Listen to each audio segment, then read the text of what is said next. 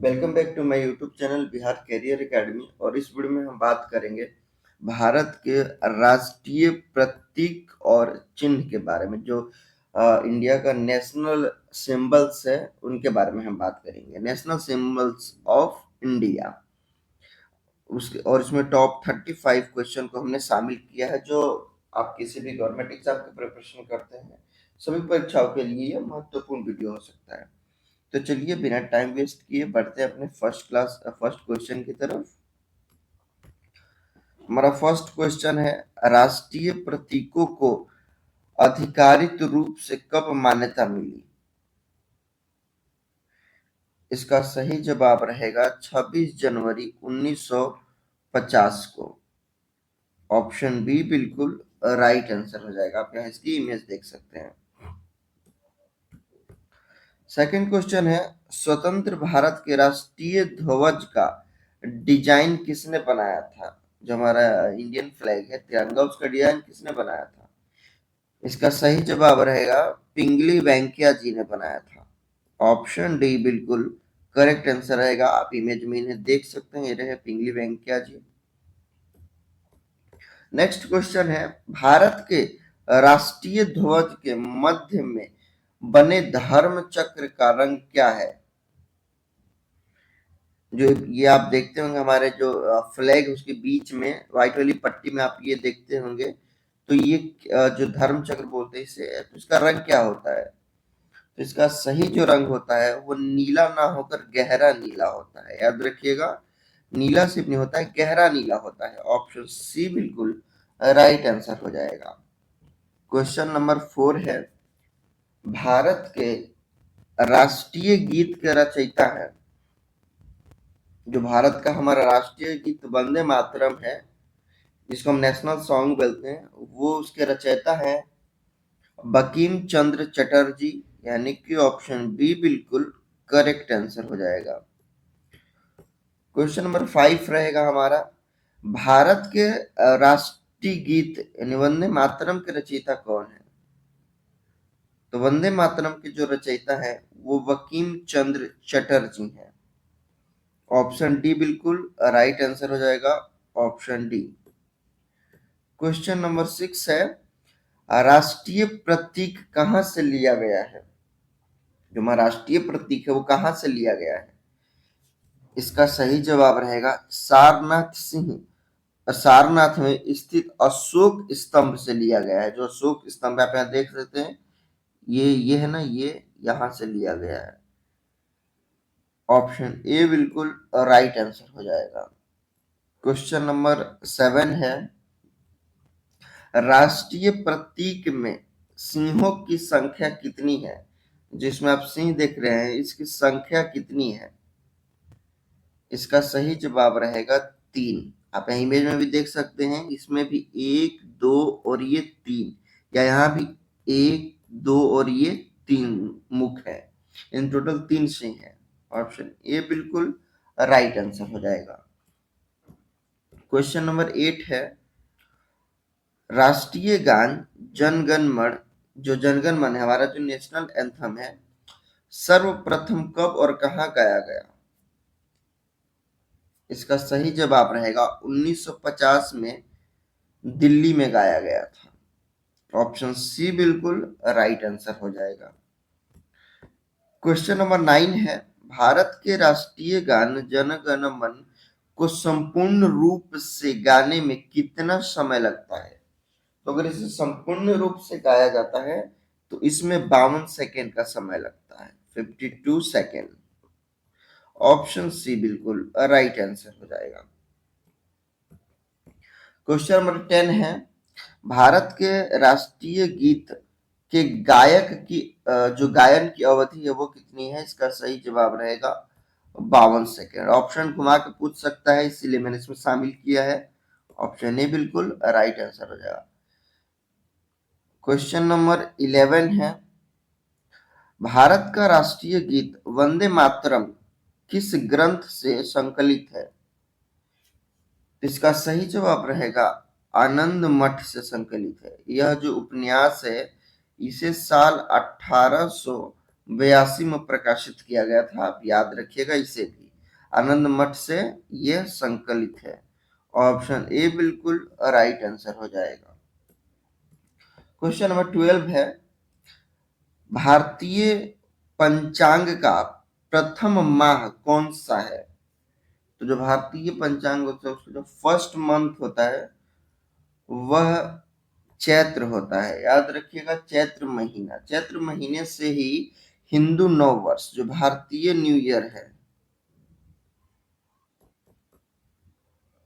जो भारतीय new year है उसकी शुरुआत होती है। याद रखिएगा, भारतीय न्यू वर्ष और चैत्र महीना और वसंत ऋतु में आता है।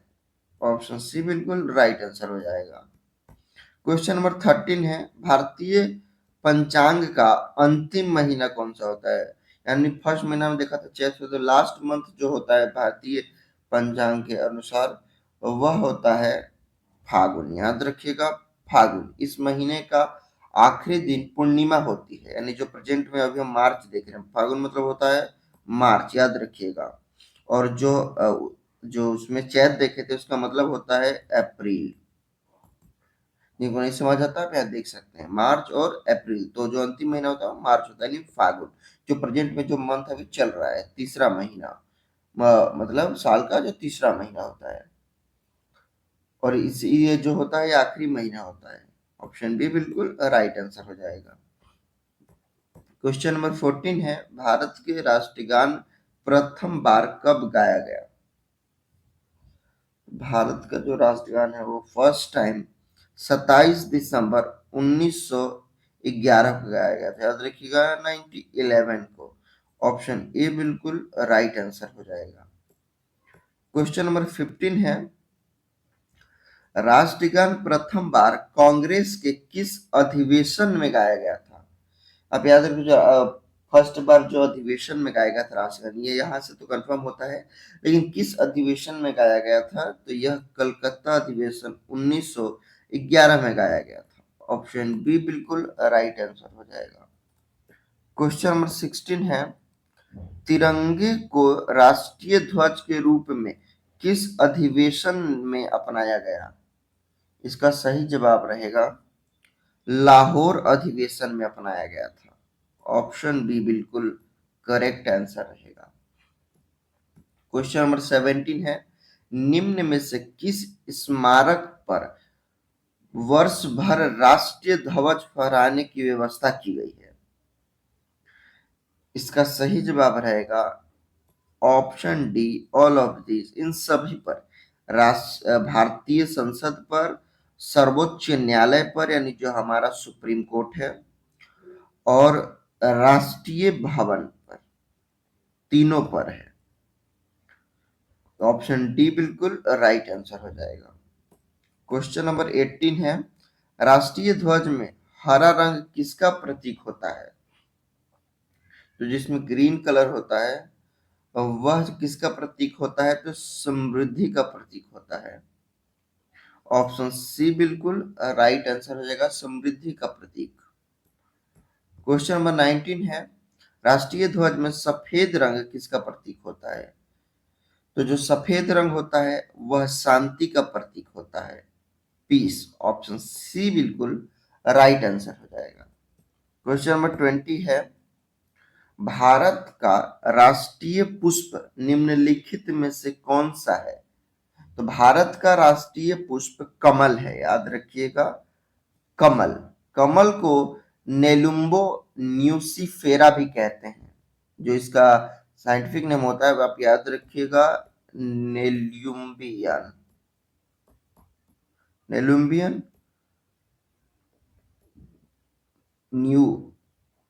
न्यूसिफेरा के नाम से भी जाना जाता है। जो कमल को पवित्र माना जाता है और यह भारत की कला और पौराणिक कथाओं में विशेष स्थान रखा गया है। ऑप्शन सी बिल्कुल राइट आंसर हो जाएगा। क्वेश्चन नंबर 21 है, भारत का राष्ट्रीय पशु कौन सा है? इसका सही जवाब होगा बाघ। बाघ भारत का राष्ट्रीय पशु है। ऑप्शन बी बिल्कुल राइट आंसर हो जाएगा। क्वेश्चन नंबर 22 रहेगा, भारत का राष्ट्रीय आदर्श वाक्य क्या है? जो आदर्श वाक्य है भारत का राष्ट्रीय आदर्श वाक्य वो कौन सा है? तो सत्यमेव जयते, यह हमारे भारत का राष्ट्रीय आदर्श वाक्य है, सत्यमेव जयते।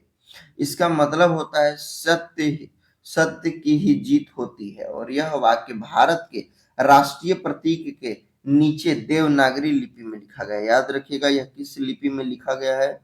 तो यह देवनागरी लिपि में लिखा गया है। ऑप्शन ए बिल्कुल राइट आंसर हो जाएगा। क्वेश्चन नंबर 23 है, सत्यमेव जयते कहां से लिया गया है? इसका अर्थ समझ लिया हमने, बट ये लिए सत्यमेव जो जयते आदर्श वाक्य है वो लिया कहां से गया है? तो यह मुंडकोपनिषद से लिया गया है। याद रखिएगा मुंडकोपनिषद से लिया गया है। ऑप्शन ए बिल्कुल करेक्ट आंसर हो जाएगा। क्वेश्चन नंबर 24 है, भारत का राष्ट्रीय गीत वंदे मातरम सर्वप्रथम कब गाया गया? आपने सभी ने बचपन में जब स्कूल जाते हैं सबने गाया होगा वंदे मातरम। तो यह कब सर्वप्रथम गाया गया था? इसका सही जवाब है 1896 में गाया गया था, 1896 में गाया गया था।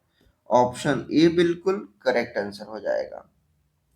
क्वेश्चन नंबर 25 है, राष्ट्रीय गीत को सर्वप्रथम किसने स्वरबद्ध यानी वोकल किया था? इसका सही जवाब रहेगा यदुनाथ भट्टाचार्य जी ने। ऑप्शन बी बिल्कुल करेक्ट आंसर हो जाएगा। क्वेश्चन नंबर 26 है, भारत का राष्ट्रीय गीत है, भारत का राष्ट्रीय गीत कौन सा है? वंदे मातरम। ऑप्शन सी बिल्कुल करेक्ट आंसर हो जाएगा। क्वेश्चन नंबर 27 रहेगा, भारत का राष्ट्रीय गान यानी जो नेशनल एंथम है वो कौन सा है? इसका सही जवाब रहेगा जन गण मन। ये भारत का ये भारत का राष्ट्रीय गान है यानी कि नेशनल एंथम है। ऑप्शन बी बिल्कुल राइट आंसर हो जाएगा। आप नेशनल एंथम और नेशनल सॉन्ग में कभी कंफ्यूज मत होइएगा, आप ये ध्यान रखिएगा। ऑप्शन क्वेश्चन नंबर 28 रहेगा, भारत के राष्ट्रीय गान के रचयिता है। तो भारत का जो राष्ट्रीय गान है उसके रचयिता है रविंद्रनाथ टैगोर। ऑप्शन सी बिल्कुल करेक्ट आंसर हो जाएगा। क्वेश्चन नंबर 29 है, हमारे राष्ट्रीय ध्वज के मध्य में स्थित धर्म चक्र की 24 तिल्लियां किसको दर्शाती है? तो ये जो धर्म चक्र की जो 24 तिल्लियां होती है वो 24 गुणों को दर्शाती है, मनुष्य के 24 गुणों को दर्शाती है। ऑप्शन सी बिल्कुल राइट आंसर हो जाएगा। क्वेश्चन नंबर 30 है, भारत के राष्ट्रीय ध्वज की लंबाई और चौड़ाई का अनुपात कितना होता है? उसके लंबाई और चौड़ाई का जो रेशियो होता है वो कितना होता है? इसका सही जवाब रहेगा, इसका रेशियो 3:2 होता है। याद रखिएगा 3:2। 2:3 भी यहाँ ऑप्शन में होगा, बट आप कंफ्यूज मत होइएगा।